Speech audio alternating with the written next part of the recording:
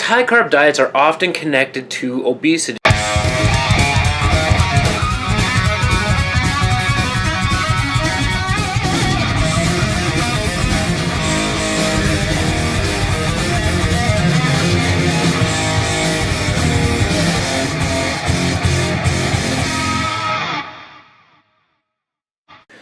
What's going on, members of the Burger Empire? Brian here for Body by Burgers. Today, I'm going to be talking carbs. I know, I've talked about macronutrients in the past, but now it's time to get down to business. Time to get down to the specifics. What does each macronutrient actually do for you? Today, we're talking carbs. Carbs, they really aren't the enemy that people think they are. I don't know where they've gotten this bad rap, this bad vibe, this bad word from, but media likes to post things and blow things out of proportion in which they have really no evidence to back up. I mean, they take the worst of every situation and then make it worse. I guess high carb diets are often connected to obesity. Sure, you can take this with a grain of salt if you want by the way I appear myself, but simply put, carbs aren't the enemy. I've done a lot of research and I've done a lot of reading. I've gotten this information from a lot of different book sources. But when it comes right down to it, you might be surprised to hear how many carbs athletes actually eat on a daily basis. So I'm going to kind of go over the pros and the cons. Well, there really is no cons. I'm going to go over the pros of what carbs do for you, both for muscle gain and for fat loss. Who knew? Eating carbs for fat loss. Crazy. So the importance of carbs for muscle gain. When it comes right down to it, lots of people want to gain muscle. Even I want to gain muscle because I know how my body's going to react once I gain some lean muscle. The big thing for carbs, especially if you have, say, an overactive metabolism or you're looking to gain muscle, the great thing about carbs is that they are calorie-dense foods. With calorie-dense foods, it's easy to increase that caloric intake in order for you to have that energy, in order to build up the muscle, or I guess in the gym you're tearing down that muscle. The way it works is if you add 300 to 400 calories per day of carbs over an entire week span of time, you're actually adding about 2,500 calories total to that diet of yours. And that 2,500 calories, depending on how you're training, how your performance is in the gym, can actually translate to 1 pound of muscle being added to you. For a lot of pro bodybuilders, pro guys, 1 pound of muscle is giant. And of course, you got to add it the right way. You got to make sure you're getting it from clean sources, from whole areas and foods. Making sure that you're using the appropriate amount of carbs for the output that you're doing, of course. I guess I'm going to go over a little bit now about why carbs are good for fat loss. There's this thing in your body called carnitine. Carnitine is a very valuable thing for your body to have and to produce. When you have carbs being like when you're intaking a lot of carbs, you actually have increased levels of cortisol, glucose, things like that. But with the combination of the cortisol, the glucose, the insulin, insulin was actually what I was looking for before, but the increase of insulin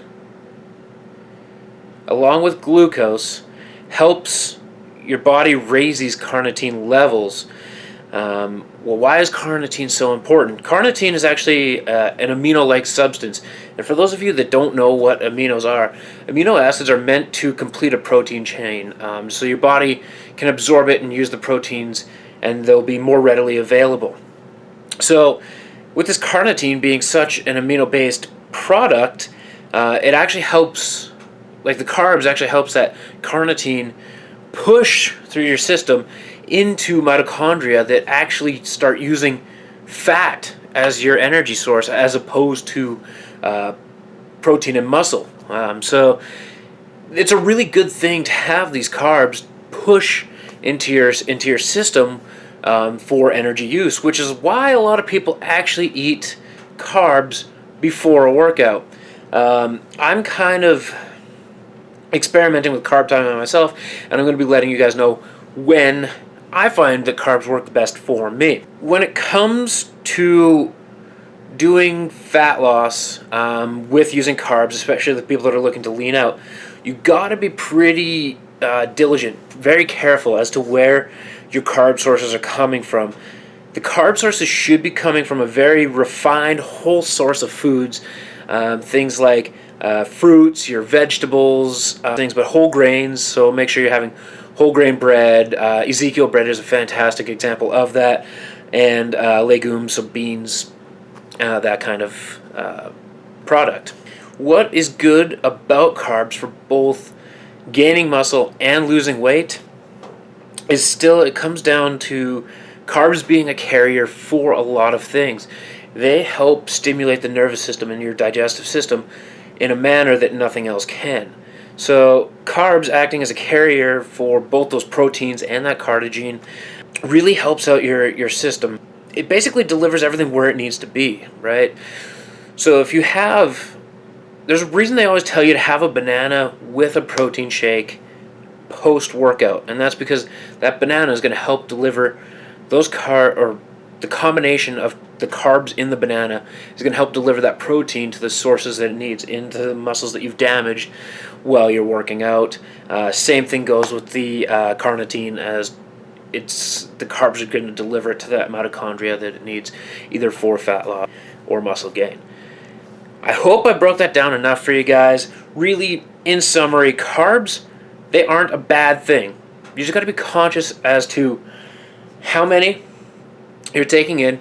For high-level athletes, they usually take about 5 to 10 grams of carbs per pound of body weight, is usually the general rule. So that's high-level athletes. I'm not saying everybody should do that. I feel that you should be going and maybe seeing a dietitian or a nutritionist and finding out what your actual macronutrient count should be.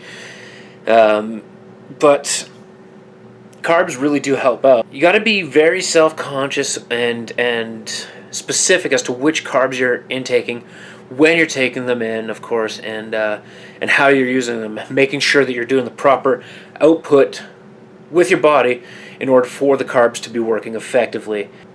I'll say it again, carbs are not the enemy, and it gets a bad rap because mainstream media sits there and they associate high-carb diets with obesity because those people in general aren't using the carbs that their body takes in. I hope that busts some of the myths around carbs, and carbs being this buzzword as to something that's negative, because the answer may not be a low-carb diet. It's worth looking into, experimenting with your carbs. That is the video today, guys. Like this video if I've kind of busted some myths for you. Subscribe if you haven't already. I'll put the icon again right in the middle. And until next time, everybody, burger power.